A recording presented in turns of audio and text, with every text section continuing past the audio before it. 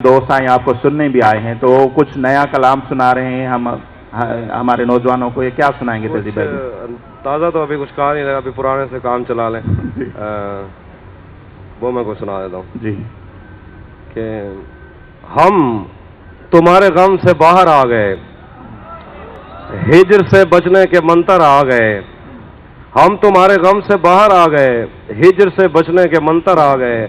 मैंने तुमको अंदर आने का कहा, तुम तो मेरे दिल के अंदर आ गए। वाह वाह। और एक ही औरत को दुनिया मानकर इतना घूमा हूं कि चक्कर आ गए। और मैं उसे तन्हा समझता था मगर, मैं तुझे तन्हा समझता था मगर तेरे कहने पर तो लश्कर आ गए। वाह वाह वाह। तो कुछ और भी सुनाते जाएं, मेरे ख्याल में आपकी शायरी। हाँ, दो शेर हैं, ये ताज़ा शेर हैं, निस्बतन ताज़ा हैं। नहीं था अपना मगर फिर भी अपना अपना लगा, किसी से मिलके बहुत देर बाद अच्छा लगा। तुम्हें लगा था मैं मर जाऊंगा तुम्हारे बगैर, बताओ फिर तुम्हें मेरा मजाक कैसा लगा। और तुम्हें लगा था मैं मर जाऊंगा तुम्हारे बगैर, बताओ फिर तुम्हें मेरा मजाक कैसा लगा। तिजोरियों पे नजर और लोग रखते हैं, मैं आसमान चुरा लूंगा जब भी मौका लगा। और शेर है कि मैं सर से पांव तलक दश्त हूं मोहब्बत का, ये तेरी मर्जी है खैमा लगा के पौधा लगा। तुम्हें मोहब्बत पे है दस्तरस बहुत, वो भी अगर हो जाए तो मोहब्बत मोहब्बत बड़ा। वो तो आशिकों का तराना है वैसे। वो सुना देता, तुम्हें हुस्न पर दस्तरस है, मोहब्बत मोहब्बत बड़ा जानते हो, तो फिर ये बताओ कि तुम उसकी आंखों के बारे में क्या जानते हो। ये जोग्राफिया, फलसफा, साइकोलॉजी, साइंस, रियाजी वगैरह, ये सब जानना भी अहम है, मगर उसके घर का पता जानते हो। वाह, आपसे पहले भी ये पढ़ रहे हैं ना, इससे अंदाजा लगा। अब तहजीब भाई जो पढ़ेगा, शायद फरमाइश आई थी मरियम की, मरियम भी बड़ा मशहूर हुआ, वो भी मैं सुनाता हूँ। जी। देखते हैं कि किस किस को ये याद भी है यहाँ से भी। मैं उससे पहले एक और गजल सुनाता हूँ। जी, उससे पहले। उसी जगह पर जहाँ कई रास्ते मिलेंगे, हम प्यार मिले, इतना मान मिले, इतनी इज्जत मिले जो तहजीब भाई आपके हिस्से में आई। हाँ, ये बहुत ज़रूरी बात है। मैंने इसलिए नहीं सोचा था क्योंकि मुझे पता भी नहीं था कि किसी शायर को इतनी मोहब्बत उसकी ज़िंदगी में मिल जाती होती है, मुझे नहीं था पता, और ना तारीख में कभी हमने देखा या सुना।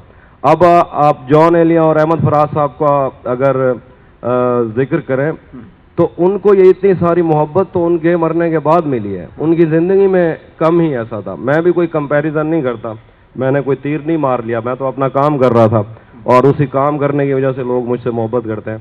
तो मैंने कभी सोचा नहीं था ऐसा, मैंने चाहा भी नहीं था, और मुझे अभी तक समझ नहीं लग रही मेरे साथ हो क्या रहा है, मुझे कुछ पता नहीं चल रहा, मैंने कुछ नहीं सोचा था ऐसा। ये आपका बड़ा फन है। और फिर अगर नौजवान काफ़ी हैं जिनको शायद पता ना हो कि ये तहजीब से तहजीब हाफी का जो सफ़र है ये कैसे शुरू होगा तहजीब भाई? ये मुझे बचपन से ही शायरी से मोहब्बत थी, शेर से मोहब्बत थी, बस पढ़ता था, पागलपन था। मतलब मैं शायर कोई भी होता है ना, तो वो कोई भी काम आम तरीके से नहीं कर सकता, वो बहुत जज्बाती होता है चीज़ों को लेके। लोग, आपने हमेशा सुना होगा कि शायर के यहाँ शिद्दत ज़्यादा होती है, उसके यहाँ कोई भी जज्बा होगा वो शदीद होता है। तो मुझे बस पागलपन था शायरी का। मैं दिन रात सुबह शाम, मुझे कम से कम 22 साल हो गए हैं कि आज भी कोई ऐसा दिन नहीं गुजरता जब मैं कोई मिसरा दोहराऊं ना, या जब मैं मिसरा ना पढ़ रहा हूँ। तो बस वो पागलपन था। मैंने सोचा नहीं था कि मैं इस फील्ड में इतना आगे चला जाऊंगा कि मेरे ऊपर लोगों की जिम्मेदारियां बढ़ जाएंगी और मुझे मुशायरे भी पढ़ने पड़ेंगे, ऐसा मैंने सोचा नहीं था। बस मुझे शायरी से मोहब्बत थी, कोई नहीं सुन रहा था तब भी मैं शेर कह रहा था, अब लोग सुन रहे हैं मैं कह रहा हूँ, आप नहीं भी सुनेंगे मैं फिर भी कहूँगा। वाह वाह वाह, ये एक मोहब्बत होती है। अच्छा, बहुत सारे दोस्त हैं, जाहिर सी बात है वो सोच रहे होंगे, जो बहुत सारे मैं देख रहा हूँ नौजवान शायर भी बैठे हुए हैं, तो एक अच्छा लिखने के लिए जैसे कहा जाता है ना कि अच्छा पढ़ना भी ज़रूरी होता है, तो इसकी कितनी इंपॉर्टेंस है आपके ख्याल में? आप कितना पढ़ते हैं? मैं ज़्यादा नहीं पढ़ता जितना पढ़ना चाहिए। स्टार्ट में मैंने सारी शायरी पढ़ी, लेकिन अगर आप शायर हैं ना तो शायरी आप खामखा पढ़ेंगे, क्योंकि शायरी पढ़े बगैर आप रह नहीं सकते।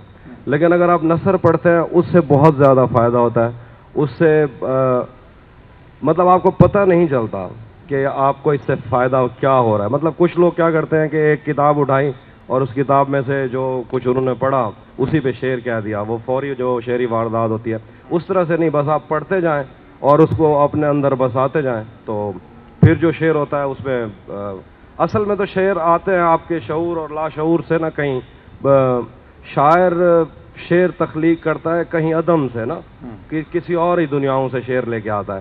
اس کے پاس جتنا اس کے لاشعور میں مطالعہ زیادہ ہوتا جائے گا اتنا شعر اچھا ہوتا جائے گا. تو آپ اس پر بلیو کرتے ہیں کہ اس پہ یہ شاعری جو ایک نزول ہے یا نازل ہوتی ہے وہ والی چیز ہے؟ نہیں, نزول یہ 10% میں سمجھتا ہوں, کوئی اختلاف بھی رکھ سکتا ہے.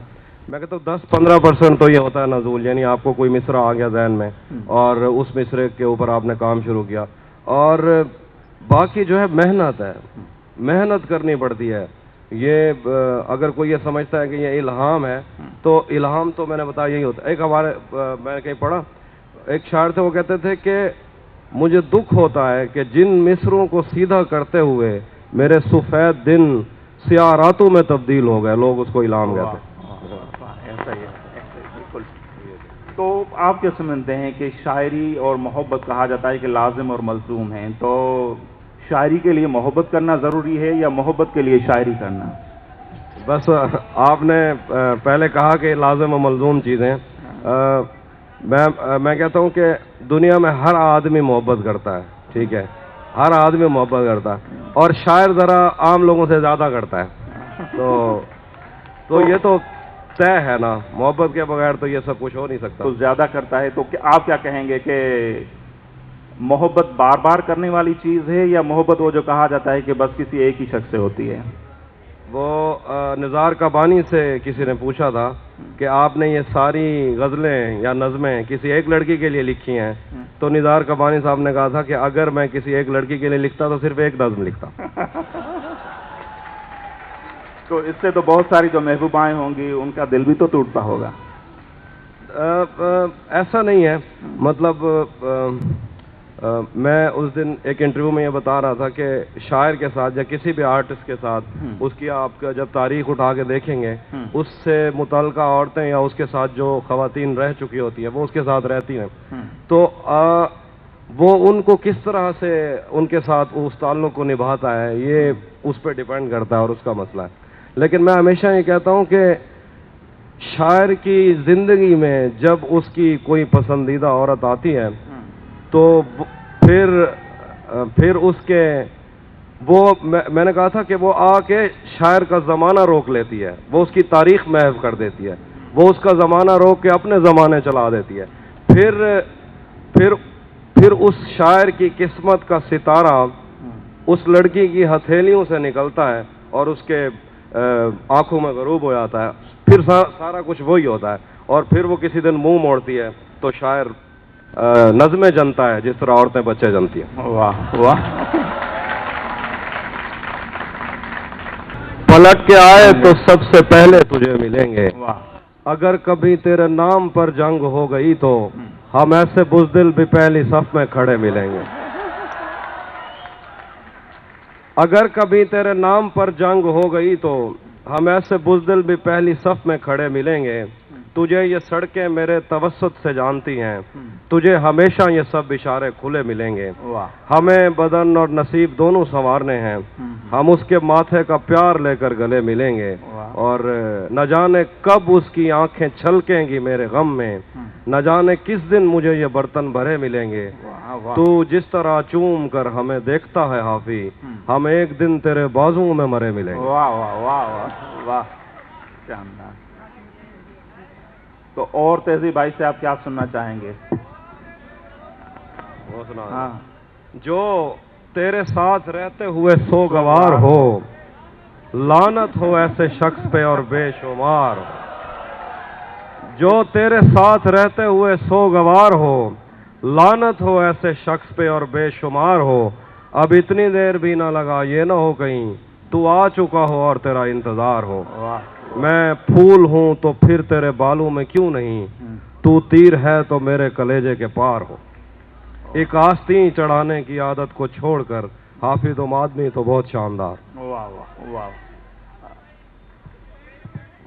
وہ بھی میں سناتا ہوں. میں نا ایک نظم سنانا چاہ رہا ہوں. یہ کم لوگوں نے سنی ہے. یہ نظم ہے، ذرا اس کو خاموشی سے سنیے گا. مجھے بہت ہے کہ میں بھی شامل ہوں تیری زلفوں کے زائرینوں میں جو اماوس کی کالی راتوں کا رزق بننے سے بچ گئے ہیں. مجھے بہت ہے کہ میں بھی شامل ہوں تیری زلفوں کے زائرینوں میں جو اماوس کی کالی راتوں کا رزق بننے سے بچ گئے ہیں. مجھے قسم ہے اداس راتوں میں ڈسنے والے یتیم سانپوں کی زہر آلود زندگی کی، تیرے چھوئے جسم بستر مرگ پر پڑے ہیں. تیرے لبوں کی خفیف جنبش سے زلزلوں نے زمین کا زیور اتار پھینکا.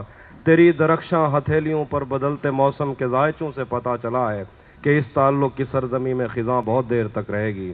میں جانتا ہوں کہ میں نے ممنوع شاہراہوں سے ہو کے ایسے بہت سے باغوں کی سیر کی ہے جہاں سے تو روکتی بہت تھی.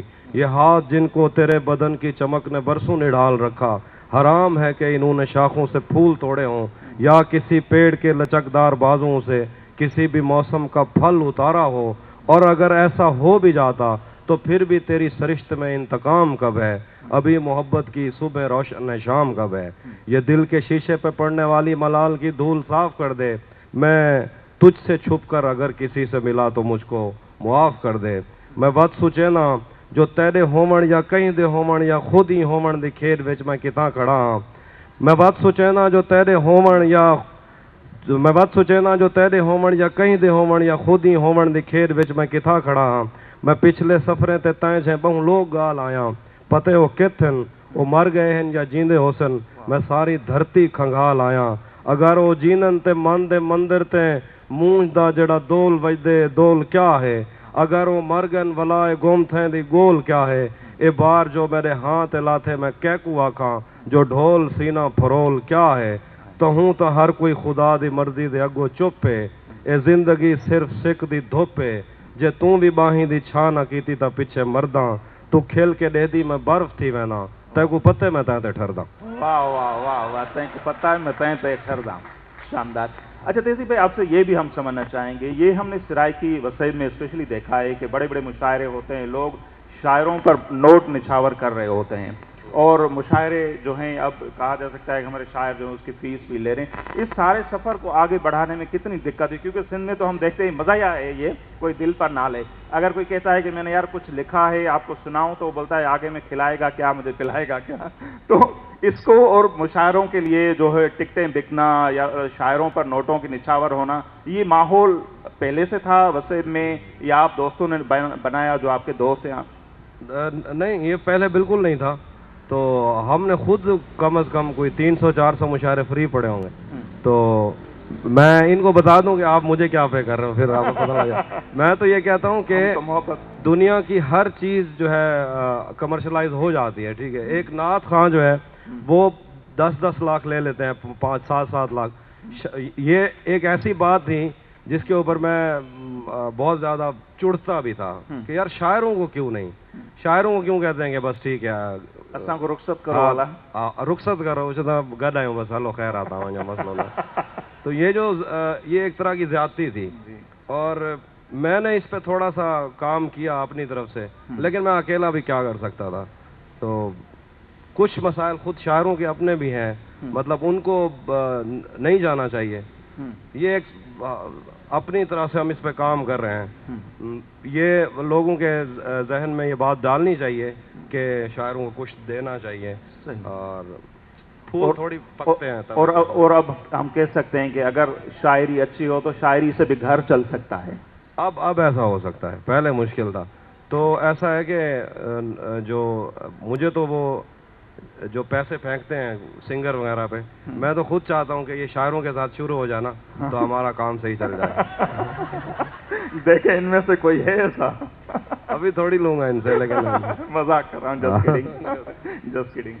اچھا، تو یہ سارا ماحول وہ روایت آپ نے شروع کرنی ہے نا، کسی دن ایک ویڈیو پلان کرتے ہیں، میں مشاعرہ پڑھوں گا، آپ میں سے کوئی بندہ پیسے لے آئے، وہ آپ پھینک دینا، پھر اپنے واپس بھی لینا، وہ مسئلہ نہیں ہے. ویڈیو وائرل ہو جائے گی تو پھر جب باہر کہیں مشاعرے پڑیں گے دبئی میں، اگر انہوں نے کوئی ریال وغیرہ پھینکے تو کام ہو جانا. تو ایک اس طرح کا کوئی پلان بناتے ہیں.